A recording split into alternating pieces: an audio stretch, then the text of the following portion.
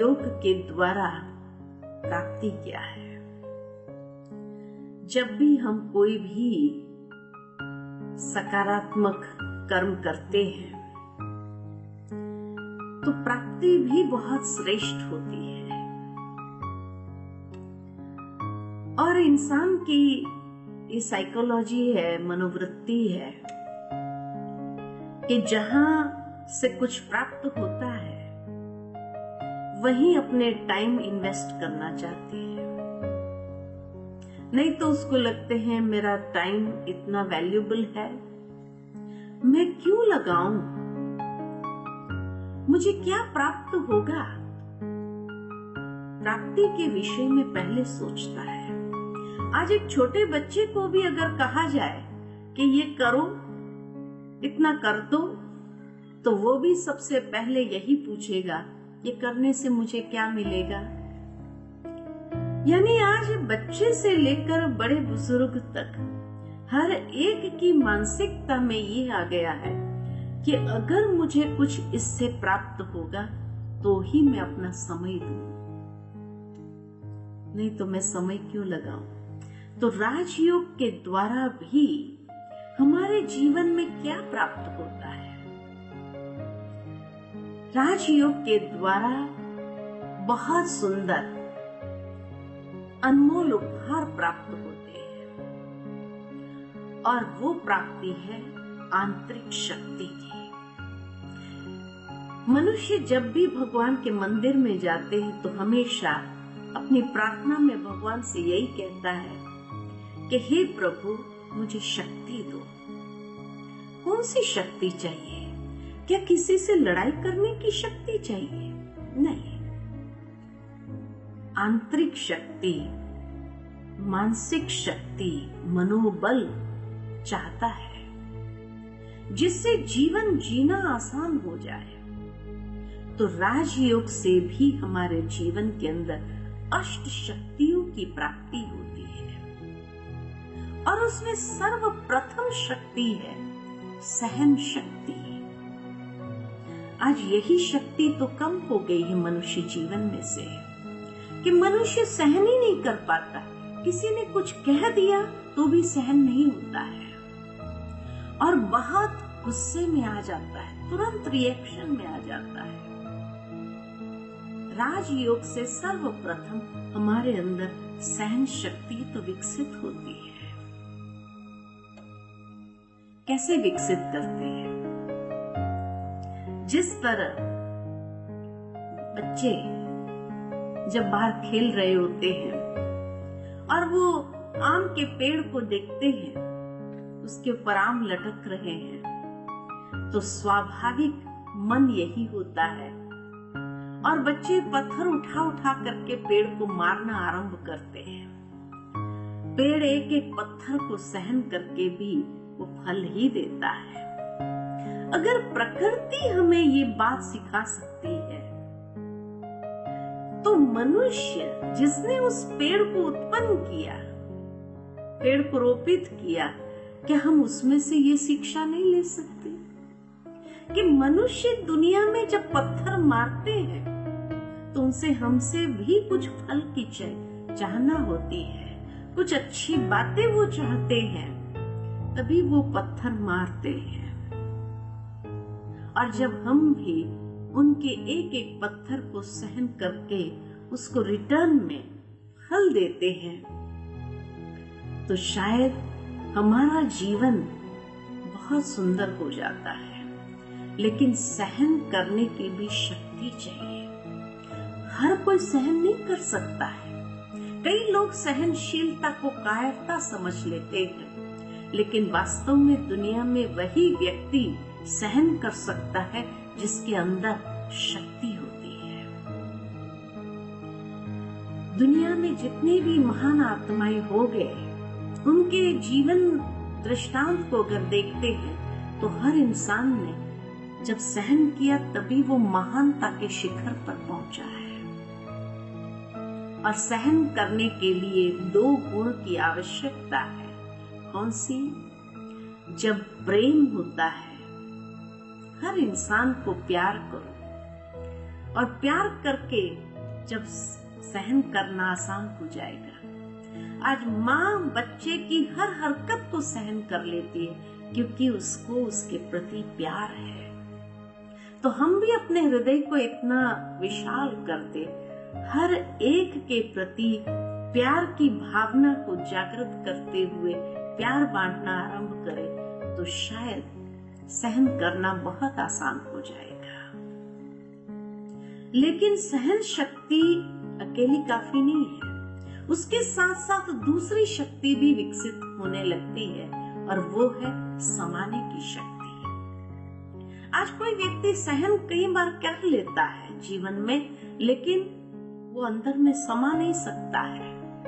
पड़ोस में जाकर कह देता है कि आज हमारे घर में ऐसा हुआ, मुझे इतना सहन करना पड़ रहा है।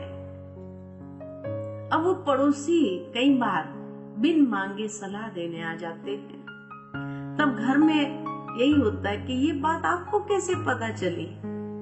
तो कहीं नहीं, आपके घर से ही आए थे, तो हमने सोचा कि आपको वो कह नहीं पाते तो हम आपको कह देते हैं। और तब जाकर आग में घी जैसे डालने वाला काम हो जाता है। तो सहन किया ये महानता थी, लेकिन समा नहीं सके तो भी जीवन के अंदर कई झगड़े आरंभ हो जाते हैं, कई परिस्थितियां खड़ी हो जाती है।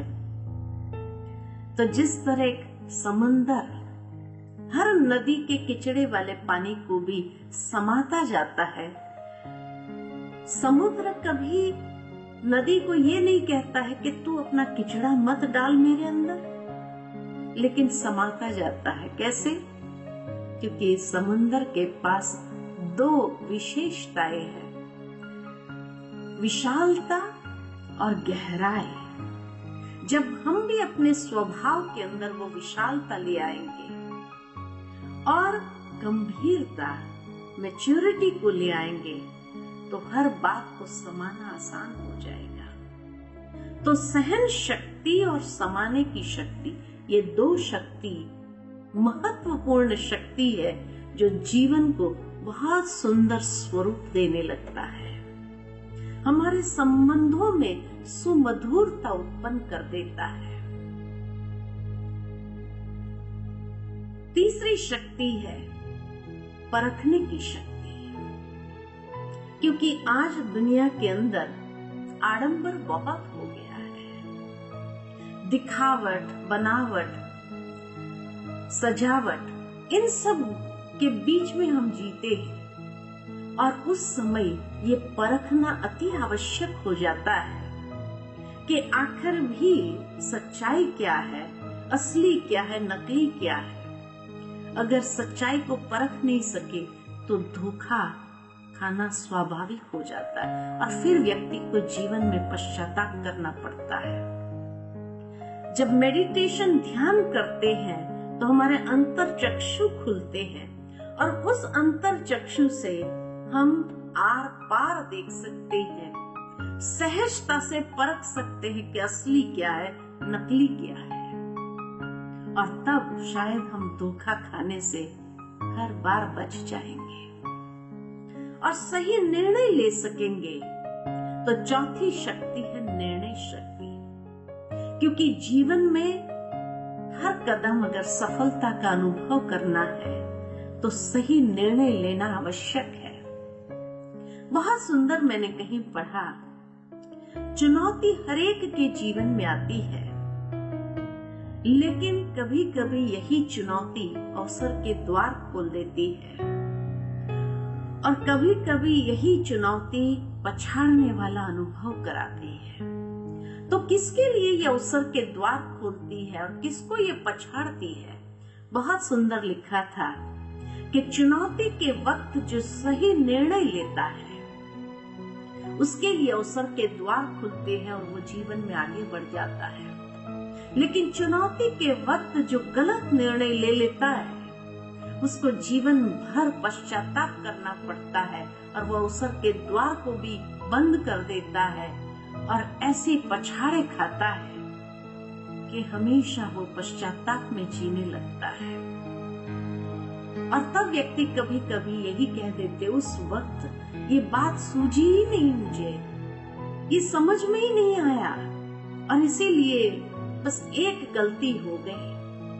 गलती गलत निर्णय की, कि जब वो दूसरा पहलू देख नहीं पाया, समझ नहीं पाया, परख नहीं सका, और इसलिए ये गलती हो गई गलत निर्णय लेने की। तो जीवन के अंदर कामयाबी उसी के चरण चूमती है जो यथार्थ परख सकता है और सही निर्णय ले सकता है।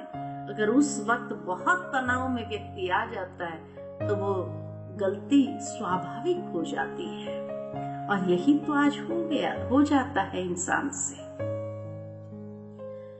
पांचवी शक्ति है सामना करने की शक्ति। कई बार सहन करना होता है, कई बार सामना भी करना होता है, लेकिन कब सहन करना है, कब सामना करना है। बहुत सुंदर पढ़ा मैंने कि सहन हमेशा व्यक्तियों से करना होता है, परिस्थिति का सामना करना होता है। लेकिन आज कई बार व्यक्ति उल्टा कर लेता है, व्यक्तियों का सामना करने लगता है और परिस्थिति को सहन करना शुरू कर देता है। तब व्यक्ति जीवन के अंदर अवसाद का अनुभव करने लगता है। नहीं, व्यक्तियों से सहन करो, और परिस्थिति आई तो उसको डट कर सामना करो, पार करो, ओवरकम करो उसको। आज अगर व्यक्ति का सामना करने जाएंगे तो संबंधों में खटाश, कड़वापन अनुभव होगा, और हमेशा हमेशा के लिए रिश्तों में दरारें पड़ जाएगी, टूट जाएंगे, बहुत दूर हो जाएंगे एक दूसरे से, और जीवन महसूस नहीं होगा। परिस्थिति को सहन नहीं करना है, क्योंकि परिस्थिति को अगर सहन करने गए तो भी जीवन के अंदर वो परिस्थिति हमें दबाने शुरू करेंगे, इतना दबाएंगे कि शायद व्यक्ति ऊपर उठना अपने आप में असंभव महसूस कर पाएगा। इसीलिए परिस्थिति का सामना करो और रिश्तों में सुमधुरता बनी रहे, इसलिए सहन करके उसको पार करो। सहन करने से हम छोटे तो नहीं हो जाएंगे, सहन करने से कुछ गंवाएंगे नहीं, सहन करने से हमारे रिश्ते जुड़े रहेंगे, बने रहेंगे। थोड़ा बहुत अगर सहन करना भी पड़ा तो कौन सी बड़ी बात है, रिश्ते तो हमारे संभल जाएंगे। लेकिन परिस्थिति को सामना करते हुए उसको पार करो। उसके साथ साथ छठी शक्ति है सहयोग की शक्ति, कि सहयोग भी एक बहुत बड़ा गुण है।